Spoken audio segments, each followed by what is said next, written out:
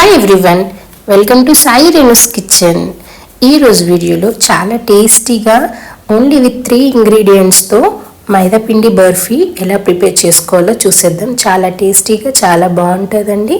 అలాగే తొందరగా ప్రిపేర్ చేసుకోవచ్చు. ఆ ప్రాసెస్ ఏంటో చూసేద్దాం. ముందుగా స్టవ్ పైన ఒక ప్యాన్ పెట్టుకొని ఒక 1/2 కప్ వరకు నెయ్యి యాడ్ చేసుకోవాలి.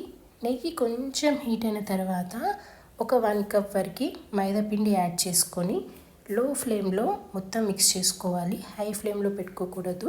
లో ఫ్లేమ్లో మొత్తం మిక్స్ చేసుకొని కొంచెం బ్రౌనిష్ కలర్ వచ్చే వరకు వేయించుకోవాలి.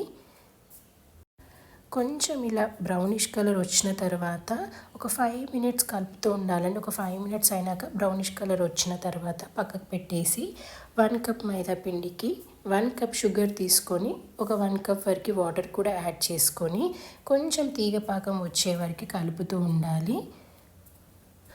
ఒకవేళ తీగపాకం తెలియకపోతే దాంట్లో ఉండే బబుల్స్ మొత్తం పోయే వరకు ఉంచి ఆ తర్వాత ఇందాక వేయించుకున్న మైదా పిండి ఉంది కదా, దాంట్లో చక్కెర పాకం యాడ్ చేసుకొని లో ఫ్లేమ్లో కలుపుకోవాలి. ఉండలు కట్టకుండా స్మూత్గా కలుపుకోవాలి.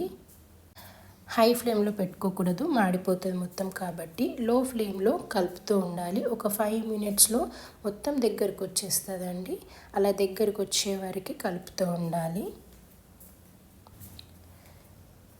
ఇలా మొత్తం దగ్గరకు వచ్చిన తర్వాత స్టవ్ ఆఫ్ చేసుకోవాలి. స్టవ్ ఆఫ్ చేసి ఒక బౌల్లో కాజు కానీ బాదం కానీ ఇలా డ్రై ఫ్రూట్స్ యాడ్ చేసుకొని చిన్న చిన్న పీసెస్గా కట్ చేసి డ్రై ఫ్రూట్స్ యాడ్ చేసి ఆ తర్వాత మైదాపిండి చక్కెర పాకం కలుపుకున్నది మొత్తం యాడ్ చేసుకోవాలి. ఇలా యాడ్ చేసుకొని ఒక 5 మినిట్స్ చల్లారిన తర్వాత ఒక 5 మినిట్స్ అయిన తర్వాత ఒక ప్లేట్లోకి ట్రాన్స్ఫర్ చేసుకోవాలండి. ఇలా ఒక ప్లేట్లో ట్రాన్స్ఫర్ చేసుకున్న తర్వాత చిన్న చిన్న పీసెస్గా కట్ చేసుకోవాలి. అంతేనండి, చాలా సింపుల్గా టేస్టీగా మైదాపిండి బర్ఫీ రెడీ.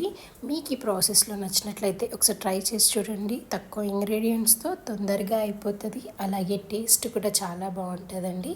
అలాగే మీకు కనుక వీడియో నచ్చినట్లయితే ప్లీజ్ లైక్, షేర్, సబ్స్క్రైబ్. కొత్తగా చూసిన వాళ్ళైతే సబ్స్క్రైబ్ చేసుకోండి. Thank you for watching.